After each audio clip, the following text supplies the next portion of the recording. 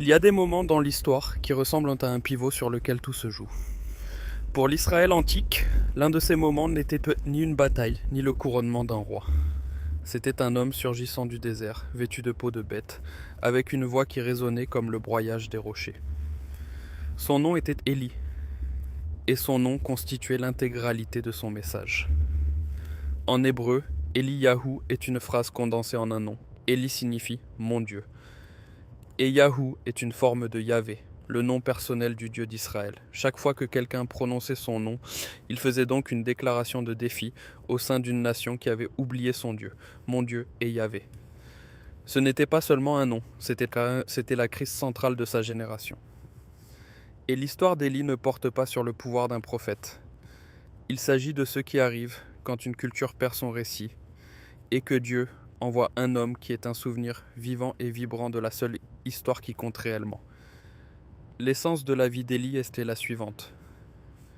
Dieu ne répond souvent pas à une culture du spectacle bruyant et chaotique par un spectacle encore plus grand, mais en réintroduisant les vérités silencieuses et fondamentales qu'elle a abandonnées. Pour comprendre Élie, il faut comprendre le tumulte dans lequel il est entré. Le royaume du Nord, Israël, au IXe siècle avant Jésus-Christ, était une nation en pleine crise d'identité. Le roi Hatshab avait épousé une femme nommée Jézabel, une princesse de Sidon. Et elle n'était pas venue seule.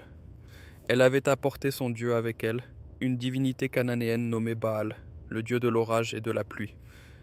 Le culte de Baal n'était pas seulement une autre religion. C'était une autre façon de voir le monde. C'était bruyant, sensuel et transactionnel. On accomplissait les rituels, on apaisait le dieu, et on obtenait la pluie nécessaire aux récoltes. C'était une religion de résultats, de spectacles. Et Israël, une nation fondée sur une alliance avec un Dieu invisible qui parlait par des murmures et des commandements, s'est laissé séduire. Achab bâtit un temple pour Baal dans la capitale, Samarie.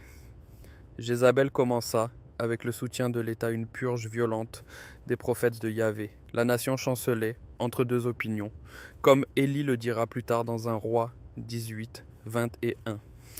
Le mot hébreu pour chanceler là, poséim, est le même mot utilisé pour sautiller ou boiter. Ils essayaient de claudiquer avec un pied dans l'alliance de Yahvé et un pied dans le culte de Baal. Dans ce chaos spirituel, Élie surgit dans un roi 17 avec la soudaineté d'un éclair. Il n'y a pas d'histoire préalable, pas de généalogie. Il apparaît simplement devant le roi Achab et fait une déclaration qui frappe au cœur du prétendu pouvoir de Baal. L'Éternel est vivant, le Dieu d'Israël, dont je suis le serviteur. Il n'y aura ces années-ci ni rosée ni pluie, sinon à ma parole. Il confronte un Dieu de l'orage en annonçant une sécheresse. Il a déclenché un conflit sur le terrain même de Baal, utilisant la seule arme que Baal était censé contrôler. Puis, aussi vite qu'il était apparu, il disparaît. Dieu l'envoie se cacher. D'abord près d'un torrent nommé Kérit, où des corbeaux, impurs selon la loi juive, lui apportent du pain et de la viande.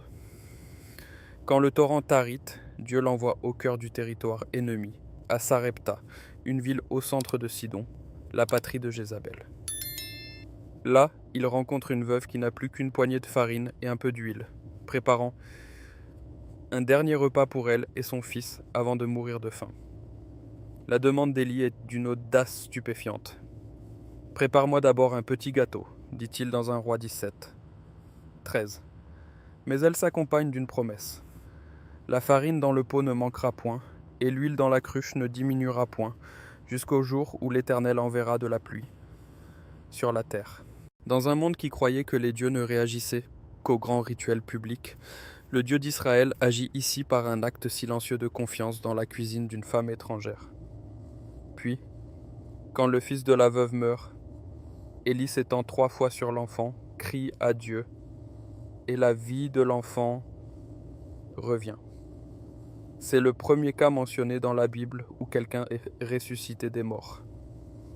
Et la réaction de la femme est le point crucial. « Je reconnais maintenant que tu es un homme de Dieu, et que la parole de l'Éternel dans ta bouche est vérité. » 1er roi 10, sept, 24. Alors que le peuple d'Israël courait après le spectacle tonitruant de Baal, la véritable puissance se révélait dans le miracle silencieux d'une poignée de farine et le souffle retrouvé d'un enfant. Après 3 ans et demi de sécheresse, Dieu dit à Élie qu'il est temps pour l'événement principal. La confrontation sur le mont Carmel, relatée dans un roi 18, est l'une des scènes les plus dramatiques de toute la Bible. Élie dit à Achab de rassembler tout le peuple d'Israël et les 450 prophètes de Baal sur la montagne. Il se tient devant la nation divisée et expose le choix avec une clarté cinglante. Jusque à quand clocherez-vous des deux côtés? Si l'Éternel est Dieu, allez après lui. Si c'est Baal, allez après lui.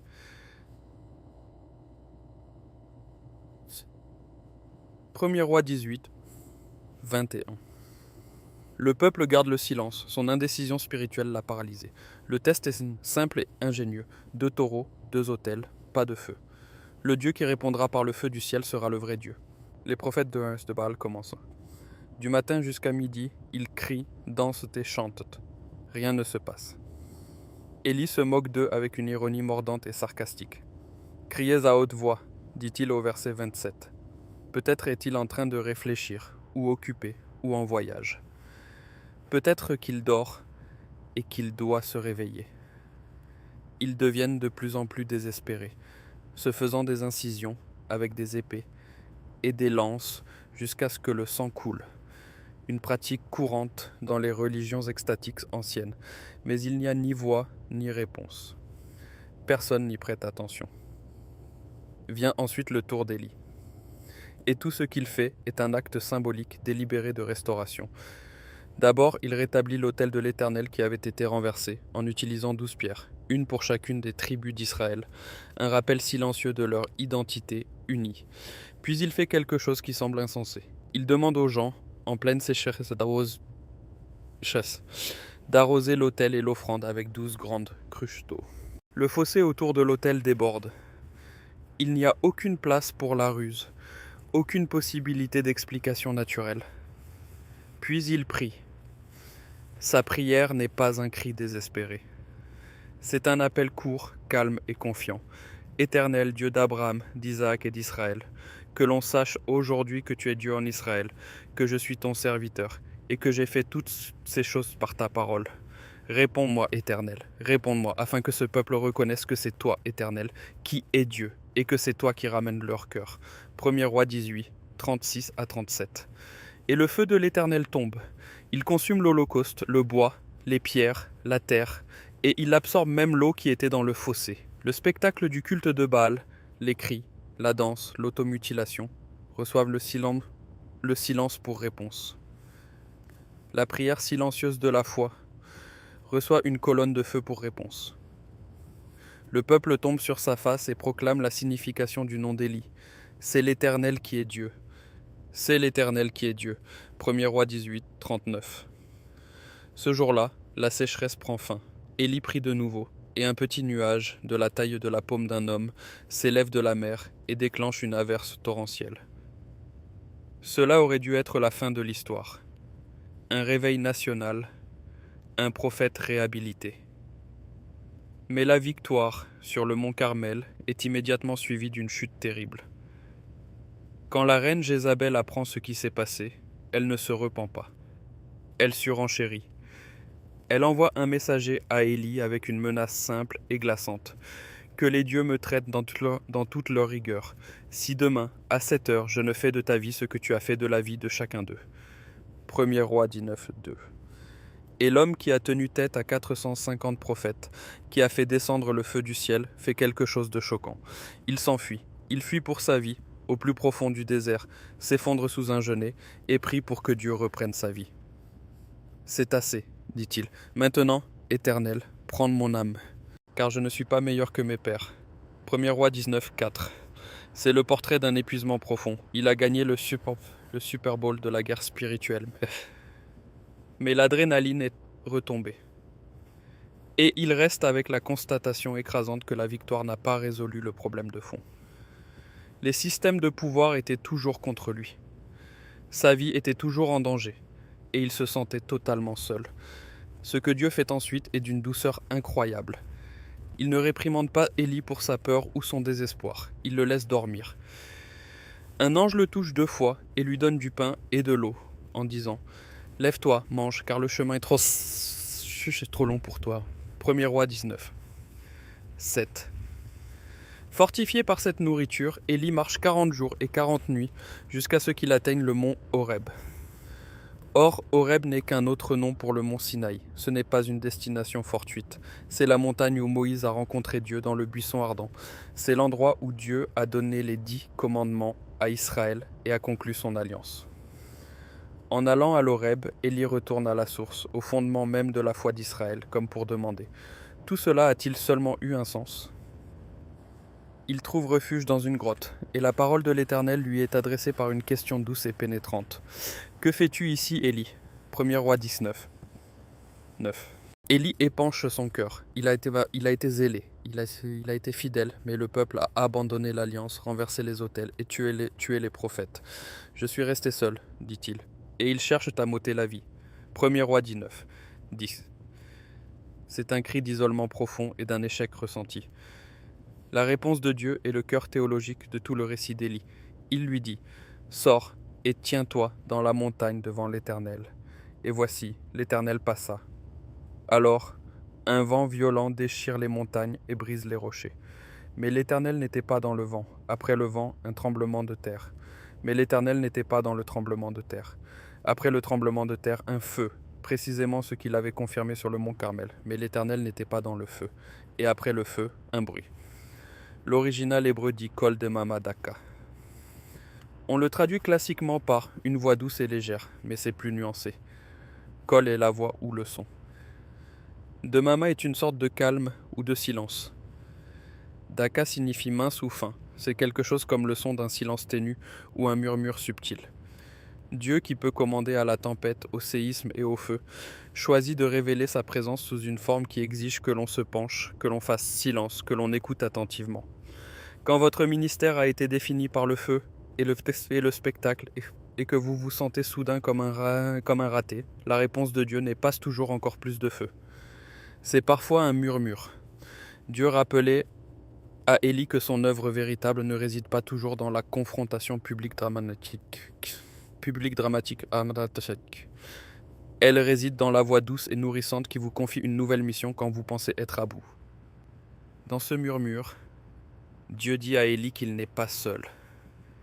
Il y a 7000 hommes en Israël qui n'ont pas fléchi le genou devant Baal. Et il lui donne une nouvelle mission. Oindre de nouveaux rois et, surtout, oindre son successeur, un jeune homme nommé Élisée. L'œuvre se poursuivra, même si Élie ne sera pas celui qui l'achèvera. L'histoire d'Élie ne se termine pas par sa mort, elle se termine par son départ. Dans 2 Rois chapitre 2, alors que lui et Élisée marchent, un char de feu avec des chevaux de feu apparaît, les sépare l'un de l'autre, et Élie est enlevé au ciel dans un tourbillon. Il ne meurt jamais. C'est une scène finale époustouflante, un reflet de son ministère flamboyant. Mais le point réel de l'histoire n'est pas le pouvoir d'Élie. Ce sont les schémas qu'il accomplit et l'avenir qu'il désigne. Les parallèles entre Élie et Moïse sont indéniables. Tous deux rencontrent Dieu sur le mont Horeb, Sinaï. Tous deux vivent un voyage de 40 jours nourris par Dieu. Tous deux sont impliqués dans la division des eaux du Jourdain. Tous deux voient l'arrière de la gloire de Dieu, mais pas sa face. Le récit présente délibérément Élie comme un nouveau Moïse, une figure envoyée pour rappeler un peuple infidèle aux vérités fondamentales reçues du premier Moïse. Et ce modèle pointe vers l'avenir. Les tout derniers mots de l'Ancien Testament dans le livre de Malachie prophétisent un futur retour d'Élie. Voici, je vous enverrai Élie, le prophète, avant que le jour de l'Éternel arrive, ce jour grand et redoutable. Malachie 3, 23. Il devient l'archétype du précurseur, celui qui prépare le chemin.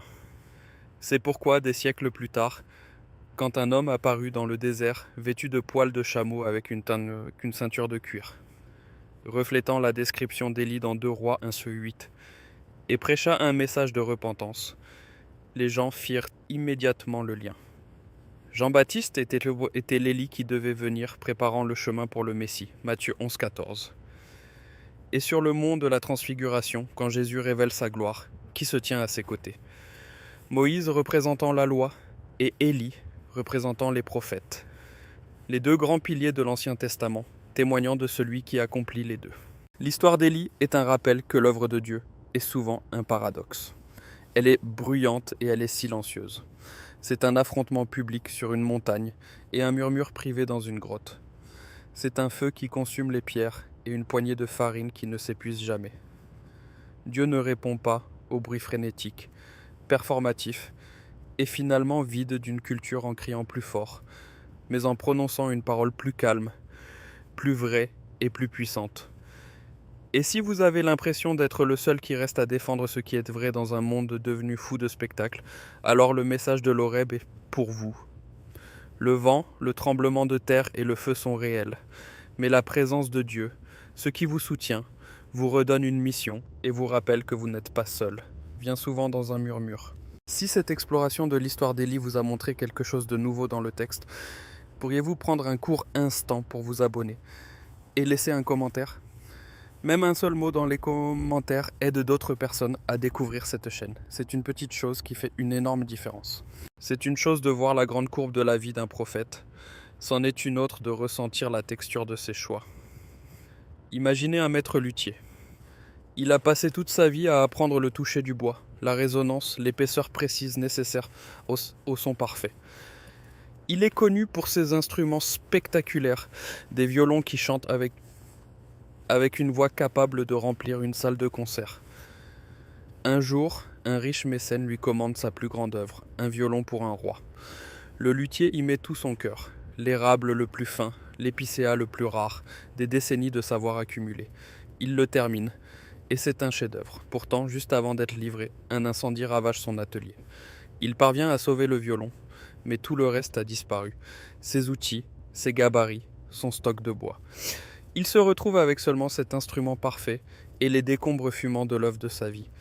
Il est là, assis dans les cendres, tenant ce chef-d'œuvre, et se sent comme un raté total. Tous ses efforts, toute cette habileté pour un seul violon qui est sur le point de quitter ses mains pour toujours. Il pense quel était le but de tout cela. Le lendemain matin, alors qu'il contemple les ruines, un jeune apprenti qui avait appris de lui pendant des années apparaît silencieusement. Il ne dit pas grand-chose, il commence simplement à déblayer les débris, un morceau de bois carbonisé après l'autre. Puis un autre apprenti arrive, et encore un autre. Ils ne sont pas venus pour parler du grand violon, ils sont venus pour l'aider à reconstruire l'atelier. Et dans leur travail silencieux, le maître luthier réalise que son héritage n'était pas seulement l'unique instrument parfait qu'il avait créé, c'était le savoir et la passion qu'il avait transmis à ceux qui poursuivraient l'artisanat longtemps après lui. La performance spectaculaire était pour le roi, mais le travail silencieux de reconstruction était pour l'avenir. Élie a eu son moment sur le mont Carmel, le chef-d'œuvre. Mais dans les cendres de son épuisement, Dieu lui a rappelé que son véritable héritage n'était pas le feu du ciel, but l'acte silencieux d'oindre Élisée, celui qui reprendrait le manteau et poursuivrait l'œuvre. C'est ce qu'il y a de particulier dans une histoire comme celle d'Élie. Elle recalibre ce que nous écoutons. Nous vivons dans une culture du spectacle, un monde de confrontation théâtralisée, qui se joue à chaque minute sur nos écrans.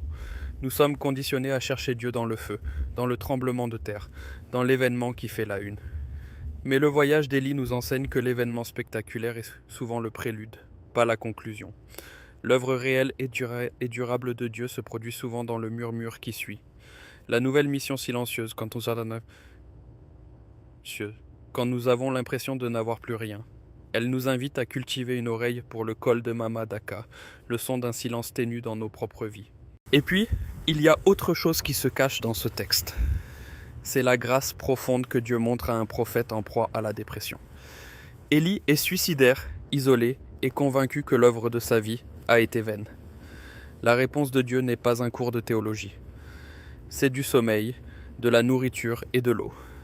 C'est une présence silencieuse. C'est un rappel que nous sommes des créatures incarnées et que l'épuisement spirituel a souvent une composante physique. Parfois, la chose la plus spirituelle que l'on puisse faire est de faire une sieste et de prendre un repas. Dieu a honoré l'humanité d'Élie avant de s'adresser à sa théologie. Un modèle puissant de la manière dont nous devrions prendre soin de nous-mêmes et des autres qui errent dans ce même désert désolé. Mais la partie qui me marque peut-être le plus est l'honnêteté brutale de l'ensemble. La victoire ne ressemble pas toujours à une victoire. On peut appeler le feu du ciel le lundi et courir pour sa vie le mardi. On peut être utilisé par Dieu d'une manière puissante et pourtant finir épuisé et terrifié sous un genêt. La Bible ne dissimule pas la réalité émotionnelle du ministère ou de la foi. Et dans cette honnêteté réside un espoir immense. Cela signifie que vos moments de peur, vos sentiments d'isolement, vos périodes d'épuisement, rien de tout cela ne vous disqualifie. Cela fait simplement de vous un être humain. Et comme Élie l'a découvert, la grâce de Dieu suffit aux hommes, particulièrement à ceux qui sont fatigués et effrayés. L'histoire d'Élie commence avec un homme dont le nom est une déclaration audacieuse. Mon Dieu est Yahvé. Elle ne se termine pas avec un homme, mais avec la continuation silencieuse de son œuvre par un autre. Entre les deux, il a été une tempête et un murmure, un homme de feu et un homme rempli de crainte. Il a appris que la puissance de Dieu n'est pas limitée au spectacle, mais qu'elle s'accomplit dans la fidélité silencieuse qui perdure longtemps après que les cris se sont tus et que le feu s'est éteint. Si cette histoire a changé votre façon de percevoir le doux murmure dans le désert, abonnez-vous à la chaîne et aimez la vidéo. Nous mettons en lumière l'histoire qu'on a tenté d'enterrer. Semons ensemble les graines de l'avenir. Le prochain trésor sera bientôt révélé.